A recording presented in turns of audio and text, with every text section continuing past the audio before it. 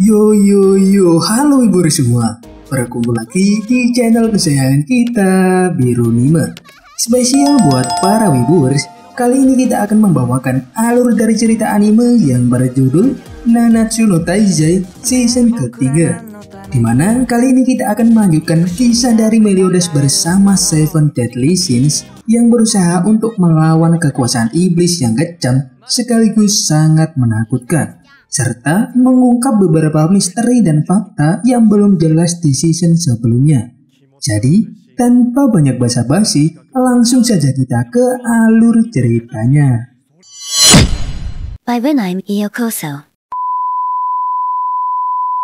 Di awal cerita, kita diperlihatkan dengan sekelompok iblis dan para bawahannya yang sedang membawa banyak manusia untuk dijadikan makanan. Namun tak lama kemudian, datanglah dua pahlawan yakni Meliodas dan Ban yang langsung membantai para iblis tersebut.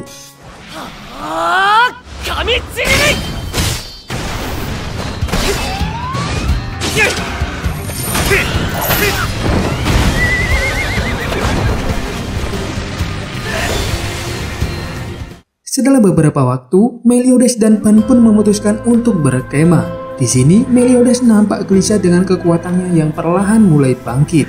Karena jika kekuatan itu berhasil menguasai dirinya, maka dapat dipastikan Meliodas akan kehilangan jati dirinya sendiri. Namun, di tengah kekhawatirannya itu, Meliodas ini berencana untuk membasmi iblis di kerajaan Camelot. Karena kerajaan tersebut kini telah dikuasai oleh salah satu dari 10 perintah Tuhan. Pada keesokan harinya, nampak seorang ayah dan anak yang sedang menguburkan sesuatu. Anak tersebut bernama Perio. Di sini, Perio nampak tidak suka dengan apa yang dilakukan oleh ayahnya selama ini, yaitu mengorbankan para petualang untuk dijadikan sebagai santapan para iblis. Perio ini bahkan berniat akan melawan para iblis jahanam itu sendirian. Dan benar saja, saat di tengah jalan, dia pun bertemu dengan salah satu iblis yang menagih setoran manusia untuk dia santap. Namun, karena Perio ini hanya modal nekat, dia pun dapat dikalahkan dengan mudah oleh iblis tersebut. Akan tetapi, tak lama kemudian,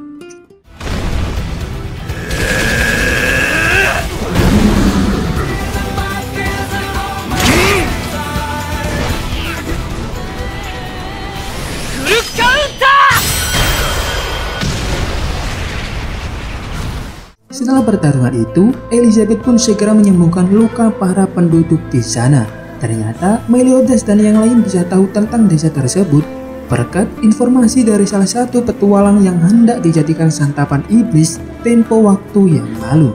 Pada keesokan harinya, Hawk pun menunjukkan hasil renovasi bar topi babi yang sudah siap 100%. Dengan begitu, mereka pun bisa kembali ke kerajaan Elizabeth tepat waktu. Dan sesampainya di kerajaan, raja pun berkata pada semua kesatria suci yang ada di sana untuk membentuk pasukan agar bisa melawan iblis yang akan datang. Raja juga menunjuk Hauser untuk dijadikan sebagai komandan kesatria suci. Dan tak lupa, raja juga berkata kepada 5 anggota Seven Deadly Sins yang berkumpul tentang sebuah ramalan yang dia lihat beberapa waktu yang lalu.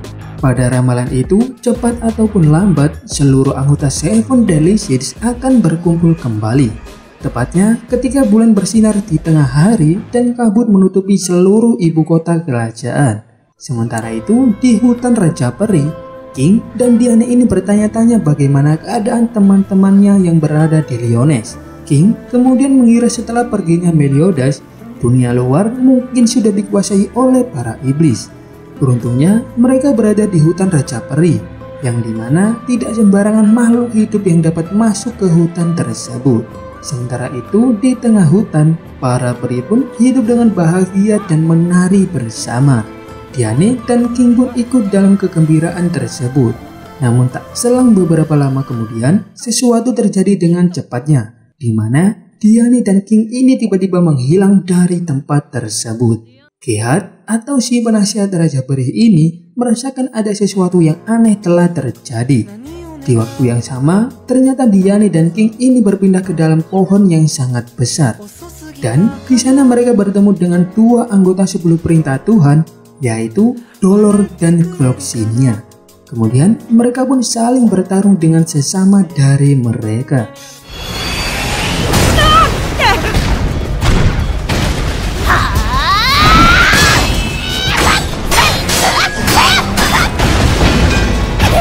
Diane dan King sama-sama dibuat kewalahan menghadapi para leluhurnya tersebut.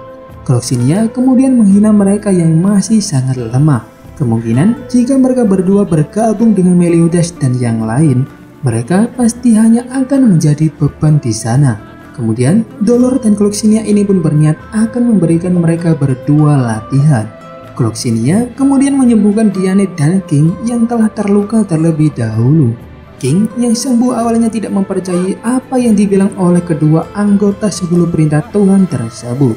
Namun, Dolor kemudian menjawab bahwa dia dan Gloxinia ini sebenarnya bukanlah anggota asli dari 10 perintah Tuhan. Dulu, mereka berdua bertarung bersama sebagai Raja Raksasa dan juga Raja Peri.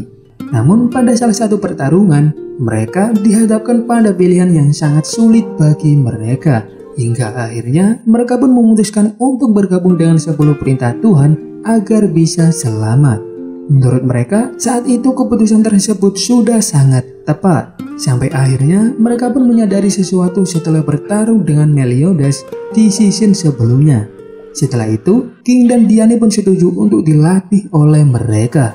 Dan mendengar hal itu, Gloxinia pun langsung membacakan sebuah mantra dan membuat King bersama Diane terlempar ke suatu tempat yang sama sekali mereka tidak pernah lihat sebelumnya. Bahkan tubuh King ini mendadak berubah menjadi tubuh Gloxinia. Begitu juga dengan Diane yang berubah menjadi Dolor. Tak lama kemudian, sosok hitam dengan energi iblis yang sangat luar biasa hebatnya muncul di atas mereka. Dan ternyata itu adalah kapten mereka, yaitu Meliodas. Di hadapan mereka berdua, Meliodas ini tidak tahu siapa Diane dan King. Yang dia tahu hanyalah Gloxinia sang Raja Peri pertama dan Dolor raja dari para raksasa. Kemudian datanglah sosok perempuan yang sangat menyerupai Elizabeth. Namun dia ini memiliki sayap layaknya King yang seorang peri. Namun Meliodas mengatakan bahwa Elizabeth adalah seseorang dari klan Dewi. Kemudian mereka pun berangkat ke suatu tempat dengan mengikuti Meliodas dan Elizabeth. Di tengah perjalanan itu, King ini mengira bahwa mereka telah terlempar ke Britania 3000 tahun yang lalu. Karena masih ada klan Dewi yang ada di sana. Dan salah satunya adalah Elizabeth ini. King juga mengira bahwa tubuh leluhur yang mereka gunakan saat itu masih belum menjadi anggota 10 perintah Tuhan. Kemudian mereka pun akhirnya sampai di sebuah desa yang tengah dihancurkan oleh para iblis. Di desa tersebut suasananya sudah sangatlah kacau. Para iblis telah melakukan pembantaian besar-besaran di desa tersebut. Di saat itu, King yang berada di tubuh Gloxinia ragu untuk mengalahkan semua iblis itu. Melihat hal itu, Meliodas dengan sangat pedenya maju terlebih dahulu dan menghabisi banyak iblis di sana.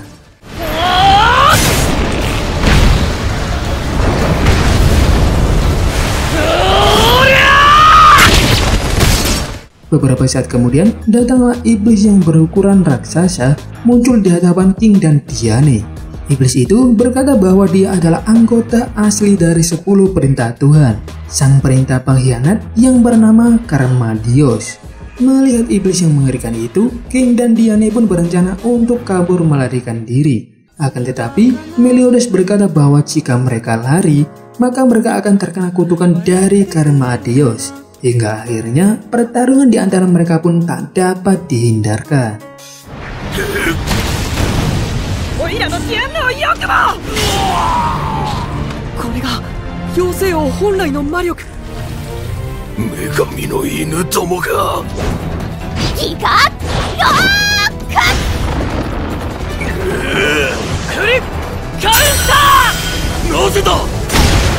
Setelah pertarungan itu, King dan Diane baru saja menyadari kekuatan asli dari para leluhur mereka yang sangat hebat.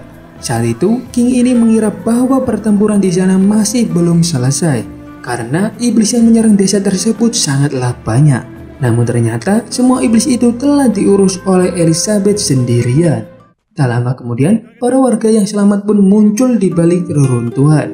Mereka kemudian mengucapkan terima kasih kepada Meliodas dan yang lain karena telah menyelamatkan desa mereka. Singkat cerita, mereka pun kembali ke hutan Raja Peri. Pada saat itu, hutan masih sangatlah hijau dan segar.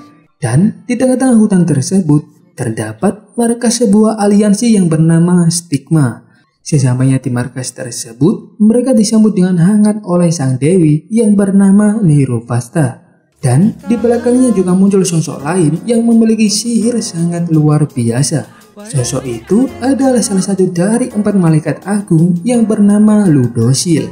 Dia kemudian berkata kalau perang suci ini akan segera berakhir dengan syarat harus membasmi semua klan iblis. Pada keesokan harinya, saat Diani tengah latihan bertarung dengan beberapa pasukan Stigma dari ras raksasa, tiba-tiba saja Gihard dari 3000 tahun yang lalu muncul menghampiri King yang berada di tubuh Gloxinia. Dan di sini diketahui bahwa mengapa Gihard pernah berkata kalau dia telah melayani Raja Peri dari generasi pertama. Hal itu dikarenakan Gihard ini adalah adik dari Gloxinia atau Raja Peri pertama. Lalu saat sedang mengobrol bersama Gihard, King bertanya tentang energi luar biasa yang mendekat ke arah hutan Raja Peri ini. Gihard kemudian menjawab bahwa itu adalah medan batas yang diciptakan oleh Ludosil yang berupa umpan hidup untuk memancing klan iblis datang kemari. Tak lama kemudian, 10 perintah Tuhan dengan pasukan besarnya telah mengepung hutan Raja Peri. Melihat iblis dalam jumlah yang sangat banyak itu, Meliodas ini berniat untuk berbicara dengan para iblis itu terlebih dahulu. Namun, meskipun di tubuh para leluhur mereka, King dan Diane ini tidak tega kalau membiarkan Meliodas pergi sendirian. Mereka juga berniat akan membantu Meliodas di barisan terdepan.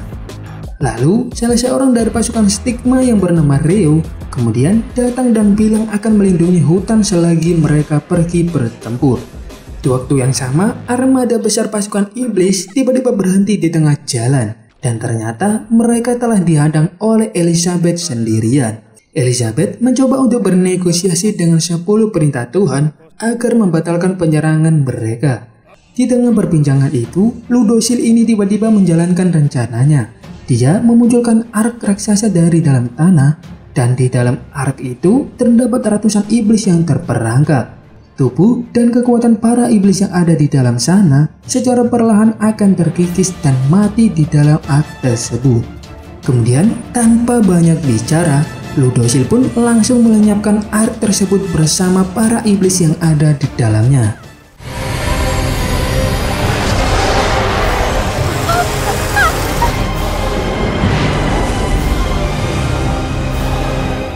Tak lama setelah kejadian itu, tiba-tiba saja muncul 2 cahaya terang dari atas langit.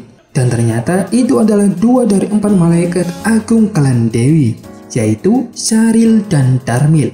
Kekuatan dari mereka berdua ini bisa dibilang setara bahkan bisa melebihi 10 perintah Tuhan. Dan tanpa banyak bicara, mereka pun langsung menyerang pasukan iblis tersebut. Omega Arc!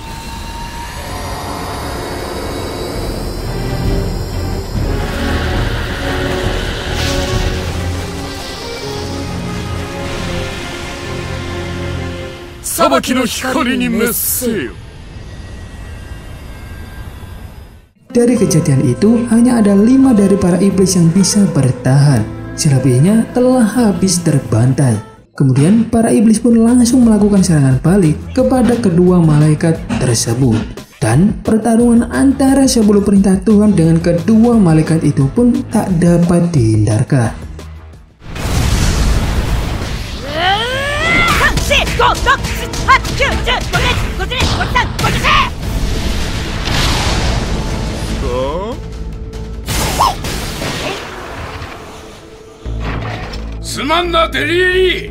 Sementara itu, di markas Stigma, Ludosil ini berniat akan membantu pertarungan. Dia berpesan pada Nirupasta, jika keadaan memburuk, maka dia harus segera memanggil bala bantuan. Tak lama kemudian, ternyata Ludosil ini kembali dan beralasan ada yang tertinggal. Namun sebenarnya, Ludosil yang kembali ini bukanlah Ludosil yang asli. Dia adalah Gowther yang telah memanipulasi pikiran Nirupasta. Sementara teman-teman yang sedang bertarung di luar, Gouter ini lebih memilih untuk menjalankan rencananya sendiri. Dia memanfaatkan Neuroblastera untuk membawanya ke gerbang pintu langit. Dan dalam sekejap, Meraskula pun juga berada di sana. Mereka berdua berencana untuk membuka gerbang dunia iblis untuk membalikan keadaan dan membantai semua klan yang melawan mereka. Sementara itu, di luar menara suci, saat kedua malaikat agung mulai kewalahan, Ludosil datang dan membantu pertarungan tersebut. Dan dengan kekuatannya yang melebihi Saril dan Tarmil, dia pun mampu mengalahkan 10 perintah Tuhan itu sendirian.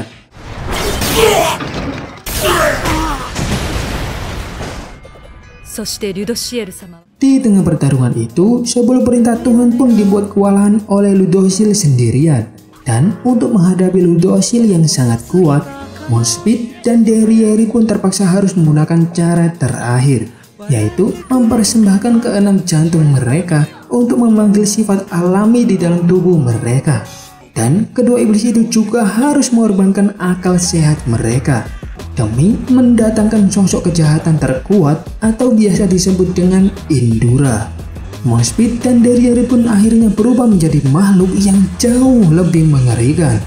Bahkan konon katanya, para iblis saja benci dan takut dengan makhluk Indura. Dengan kekuatan hebat itu, para iblis pun akhirnya mampu untuk melawan Ludosil dan malaikat yang lain. Bahkan mampu untuk membuat mereka kewalahan.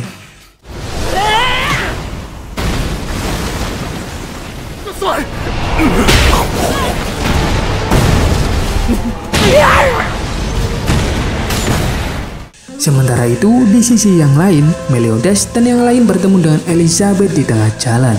Namun, dia telah dikurung dengan barir sang dewi yang sangat kuat.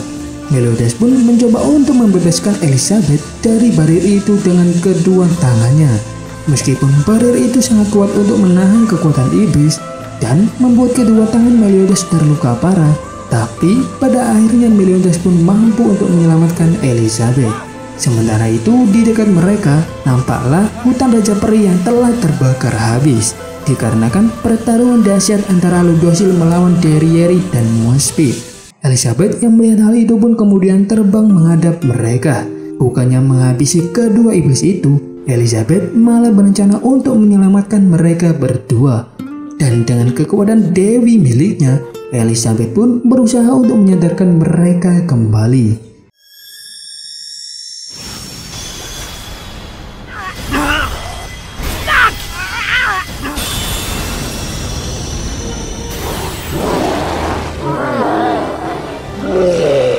Kegelapan di dalam tubuh kedua iblis itu mampu melawan cahaya dari Elizabeth. Bahkan kekuatan itu juga mampu merubah Monspeed dan Derriere menjadi makhluk yang jauh lebih mengerikan.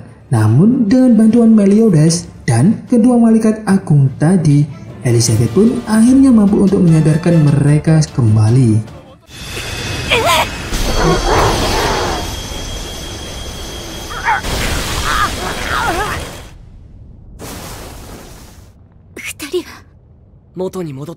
Di saat ada kesempatan, Ludosil ini mencoba untuk menghubungi Neuroblastera untuk meminta bala bantuan. Namun sayangnya, saat di dalam menara suci Stigma, Neuroblastera ini masih terpengaruh oleh sihir dari Gouter. Dan saat dia tersadar, di depannya telah ada Meraskula dan Gouter yang melakukan ritual untuk membuka gerbang dunia iblis. Sementara itu, di luar menara suci, Rio dan komplotan manusia yang lain ternyata punya rencana tersembunyi. Setelah mendengar bahwa menara suci telah diambil alih, mereka pun memulai aksi pembantaian terhadap klan peri dan klan raksasa yang ada di sana.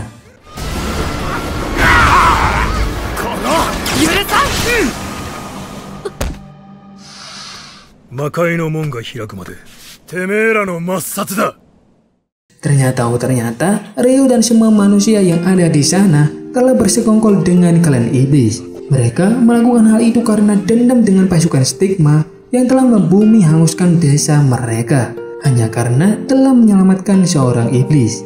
Sementara itu, Diane dan King yang menyadari adanya energi kelam dari arah menara suci, mereka pun bergegas kembali untuk memeriksa tempat tersebut. Namun di tengah perjalanan, mereka dikejutkan dengan kemunculan Gouter. Diane dan King sontak sangat terkejut karena Coulter sudah ada di dunia ini. Namun, King kemudian menyadari kalau Coulter yang ada di depan mereka ini bukanlah Coulter yang mereka kenal di Seven Deadly Sins. Tak lama kemudian, Merescula ternyata juga muncul dan mengatakan kalau gerbangnya akan segera terbuka. Diane dan King yang melihat hal itu mensontak tambah terkejut, dikarenakan Coulter ini malah berteman dengan lawan mereka, yaitu 10 perintah Tuhan. Lalu, saat Diane dan King merasakan banyak energi sihir yang hilang dari arah menara suci, mereka pun segera bergegas pergi ke sana. Namun, Coulter ini malah menghalangi mereka.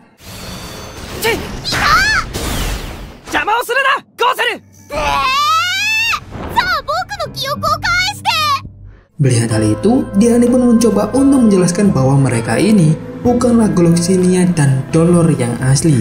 Jiwa mereka ini berasal dari 3000 tahun yang akan datang. Coulter yang mendengar hal itu pun menjadi sangat tertarik dan ingin mendengarkan cerita dari mereka. Akan tetapi saat itu di Menara Suci, Merescula ini telah berhasil membuka gerbang sesuai dengan rencananya. Namun sayangnya Merescula ini malah heran dengan gerbang yang dia bukanya sendiri. Karena ternyata gerbang itu bukanlah gerbang untuk menuju dunia iblis, tetapi untuk menuju gerbang penjara dunia iblis. Ternyata di sini Merescula telah dimanfaatkan oleh Coulter temannya sendiri. Tak lama kemudian dari balik penjara yang gelap itu muncullah seseorang misterius yang berkata ingin kebebasan, dan ternyata itu adalah Coulter dengan tubuh aslinya. Sedikit flashback ke masa lalu, di mana pada season sebelumnya kita ditunjukkan bahwa Coulter yang bersama Meliodas ini hanyalah sebuah boneka. Di saat itu, Merlin juga bilang bahwa boneka Coulter ini adalah ciptaan dari penyihir yang sangat kuat dan terkenal, yaitu Coulter ini sendiri. Di masa sekarang, bahkan Merescula sendiri dibuat terkejut karena baru pertama kali melihat wujud asli dari Coulter. Coulter yang asli ini telah dipenjara oleh Raja Iblis selama 500 tahun. Dan dia juga dipercaya untuk menjadi perintah tanpa hasrat oleh sang Raja Iblis.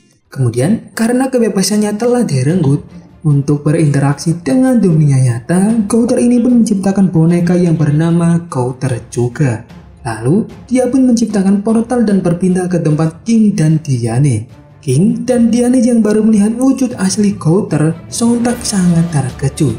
Coulter kemudian memberitahu mereka tentang keadaan di Menara Suci, dan dia juga berniat untuk menghentikan perang besar tersebut. King yang mendengar hal itu pun sontak ingin segera kembali ke Menara Suci demi menyelamatkan Gerhard, adik kandung dari Gloxinia. Namun, di sini Diane masih tertarik untuk berbincang dengan Coulter yang asli. Dan dengan terpaksa, King pun pergi menuju Menara Suci sendirian. Sementara itu, Diane yang sedang berbicara dengan Coulter ini, dia menjelaskan bahwa 3000 tahun ke depan perang telah berakhir. Dan entah kenapa saat mendengar hal itu, Coulter ini merasa sangat lega dan bersyukur karena kematiannya bisa menghentikan peperangan panjang ini. Coulter yang asli kemudian membangkitkan bonekanya lagi. Dia berkata kepada bonekanya itu untuk bertindak sesuai keinginannya sendiri. Coulter yang asli juga memberikan suatu hadiah pertama sekaligus hadiah terakhir pada bonekanya tersebut. Dan setelah itu, boneka Coulter pun langsung meneteskan air mata. Coulter yang asli kemudian meminta kepada Diane dan King yang telah pergi untuk menjadi teman serta membimbing bonekanya setelah mereka kembali ke masa depan nanti. Diane yang memang telah menganggap bahwa Coulter yang asli maupun yang boneka adalah temannya, sontak langsung setuju dengan permintaan tersebut. Dan sebagai rasa terima kasih, Coulter yang asli pun merapalkan suatu mantra sihir kepada Diane. Diane, kimi ni wa zehi orei ga shitai tte kurai. Kokoro yasashiki yunjin no oto. 2人のゴーセルからの感謝の贈り物. Sementara itu, di depan Menara Suci, pembantaian telah terjadi oleh umat manusia. Reo dan teman-temannya menyerang klan lain dengan membabi buta. Gerhard yang melihat hal itu pun sontak mencoba untuk menghentikan Reo. Namun sayangnya, dia malah terkena serangan dari temannya Reo hingga membuat matanya terluka. Dan ternyata inilah penyebab mengapa Gerhard di masa depan yang menjadi penasehat dari King hanya memperlihatkan satu matanya saja. Tak lama kemudian, King pun akhirnya sampai di tempat tersebut. Saat itu, King melihat semua pasukan Stigma telah dibantai habis. Dia juga melihat Reo yang menggendong Gerhard yang sedang terluka sangat parah. King pun sontak menjadi sangat marah karena gagal untuk melindungi sosok adik yang kedua kalinya. Dia kemudian hendak menghabisi Reo dengan sekali serangan. Dan melihat kemarahan dari kakaknya Gerhard, Reo ini memang sudah pasrah dan siap menerima kematiannya sendiri. Namun tak lama kemudian,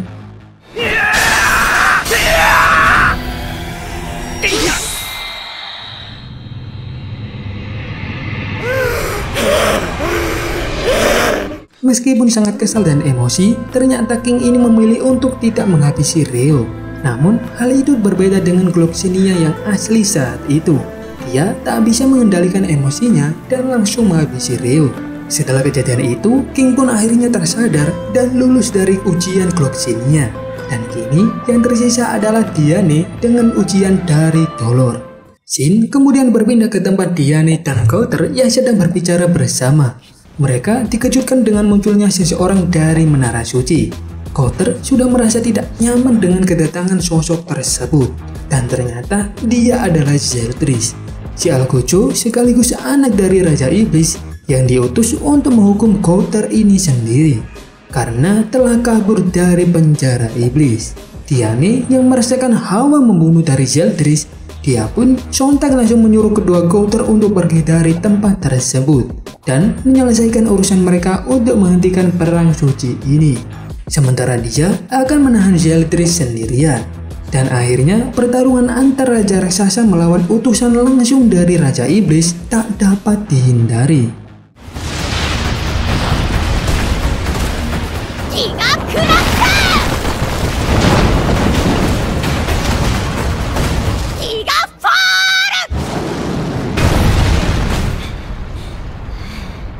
Zeldris ini dengan mudah dapat menumbangkan Diane, yang saat itu belum begitu menguasai kekuatan dari Dolor.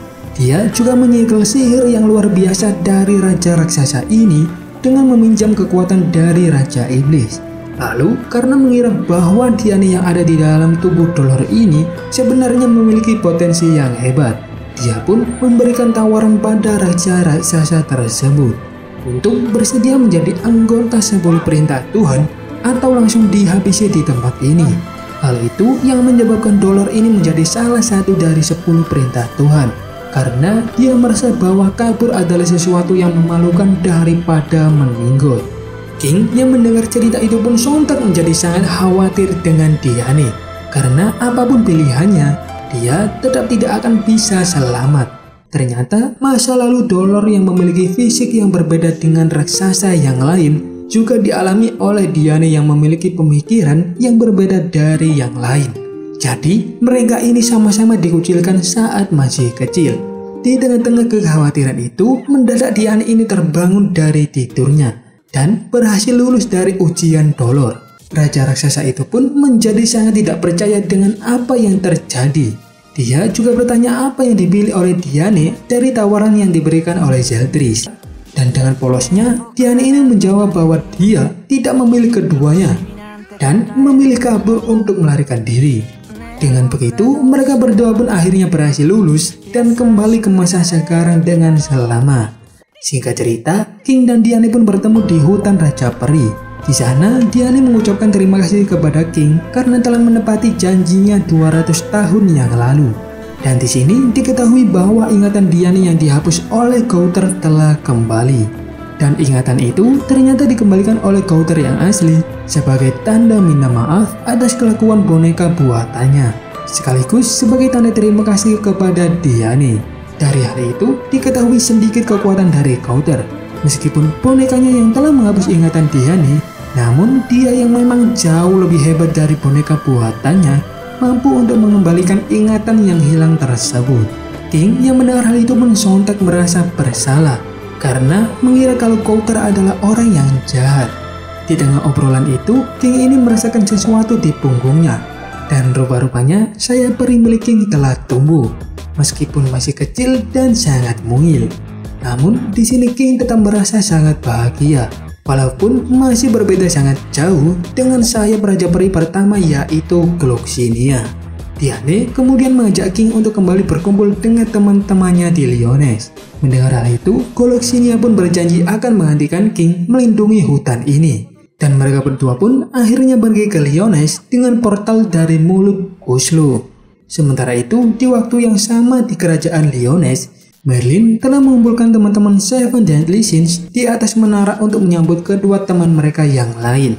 Sesuai dengan ramalan Raja Baltra, saat-saat inilah semua anggota Seven Deadly Sins akan berkumpul kembali. Dan benar saja, tak lama setelah itu, portal hitam tiba-tiba muncul di atas Meliodas dan muncullah King dan Diane dari dalam portal tersebut. Saat baru melihat Meliodas, mereka berdua mengira kalau yang di depannya itu adalah hantu dari sang kapten. Karena terakhir kali mereka melihat Meliodas, dia telah dihabisi oleh 10 perintah Tuhan. Meliodas kemudian menjelaskan bahwa telah banyak yang terjadi setelah King dan Diane menghilang. Saat itu, Meliodas juga menyadari ada yang berbeda dengan Diane. Diane pun sontak menjawab kalau ingatan lamanya telah kembali. Awalnya, Kouter yang bersama mereka ini terkejut dan tidak percaya akan hal itu. Namun, Diane kemudian mengingatkan Kouter bahwa ingatan yang sudah terukir di dalam hati tidak akan bisa dihapus oleh orang lain. Dan untuk menepati janjinya pada Kouter di 3000 tahun yang lalu, Diane pun mengajak Kouter untuk mencari hatinya yang lama telah hilang. Merlin kemudian menyampaikan ramalan dari Raja Baltra bahwa Kouter akan berkumpul lagi bersama mereka dengan emosinya sendiri. Dan tak lama kemudian, datanglah Raja Baltra yang membawakan sesuatu untuk Kouter. Namun, setelah melihat benda itu, Kouter ini malah langsung kabur melarikan diri. Kemudian, Meliodas yang merasa bahwa salah satu temannya itu dalam kesusahan, dia pun langsung mengajak semua anggota Seven Deadly Sins untuk membantu si Kouter. Sementara itu, Kouter yang melarikan diri, dia pun mulai bingung dengan dirinya sendiri karena merasa tidak enak setelah melihat benda dari Raja Baltra. Di tengah pelariannya itu, Kouter ini berhenti di depan salah satu kastil. Secara tiba-tiba, dia kembali melihat ingatannya di masa lalu. Dan hal itu pun membuat cerita menjadi bersambung. なぜ俺はここへこのノイズは不具合の原因がわからない以上メモリーごと消去せねばロストワールド Oke Wiboris semua, terima kasih buat kalian yang sudah nonton sampai akhir. Jangan lupa like, subscribe, dan komen anime apa lagi yang akan kita bahas selanjutnya. Dan selalu ingat, jangan lupa bersyukur. See you again and bubar.